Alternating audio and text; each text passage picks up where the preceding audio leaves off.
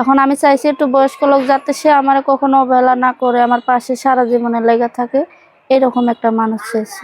কেমন বয়স? বয়সের তো অনেক মনে করো 40, 30, 50 এরকম হলে কি করবে? বিয়ে করবো।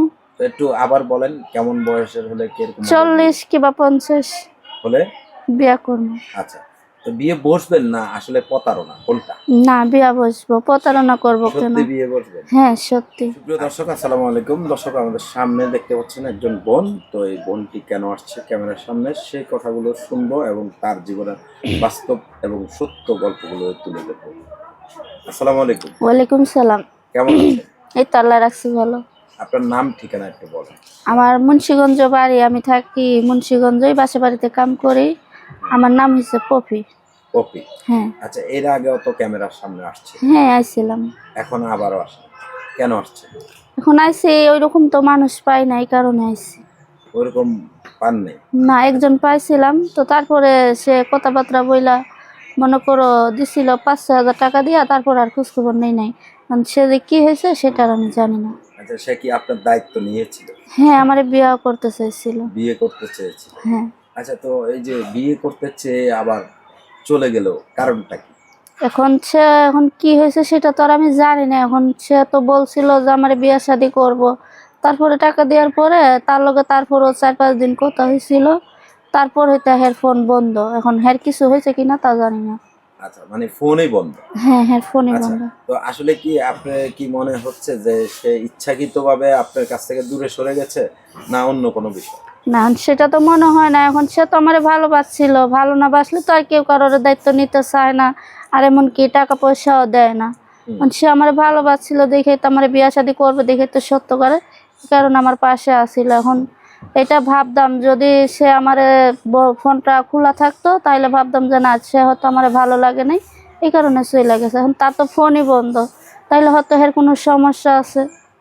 আচ্ছা, মানে ফোনই বন্ধ, তার মানে তার কোনো একটা সমস্যা। হ্যাঁ। আচ্ছা, আসলে আমরা একটু শুনতে চাই আপনার পিছনের কথাগুলো। আসলে আপনার জীবনে কি ঘটেছে, কেন বা ক্যামেরার সামনে আসতে হয়? এখন আমার পিছনে যেটা মনে করো, আমার এখানে বিয়ের লোক আইছে, প্রস্তাব আইছে, তো যৌতুক চাই দেখা আমি বিয়ের সাথে বসতে পারি নাই। আর আমার ফ্যামিলিতে ছোট ভাই আছে আর নানি আছে, তাকে নিয়ে অনেক কষ্টে দিন যায়। তো এই কারণে ভাবছি যে প্রতিবেদনে যদি একজন পাই এরকম ভালো মনের মানুষ, তাইলে বিয়ের সাথে বসবো। আচ্ছা, তো এই যে আপনার আশেপাশে যারা আছে তারা শুধু যৌতুকই চায়? হ্যাঁ। আচ্ছা, মানে যৌতুক দেওয়ার মতো কোনো ব্যবস্থা নেই? না, আমার তো আর ঘরে ওইরকম বাবা পুরুষ মা? মানুষ নাই, বাবা নাই, বাবা মারা গেছে।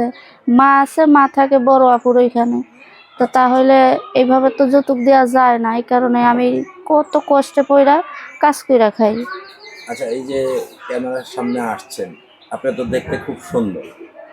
লেখাপড়া করেছেন? না, আমি লেখাপড়া করি না, আমি ছোটবেলা থেকেই বাসা বাড়িতে কাম কইরা খাইছি। আচ্ছা, লেখাপড়া করেন নাই, ছোটবেলা থেকে বাসা বাড়িতে কাজ করে খান। তো আসলে কেমন ছেলে হলে বিয়ে বসবেন?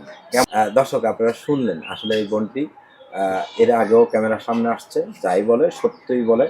তো আসলে একজন ভাই তার দায়িত্ব নিয়েছিল, কিন্তু সে ভাই হঠাৎ করে কোনো খোঁজ খবর নাই। তো আসলে এই যে এই ভিডিওটি যারা দেখছে হ্যাঁ। কিংবা যে আপনাকে বিয়ে করবে, সে লোকটা কেমন হতে হবে, কোন ধরনের হতে হবে?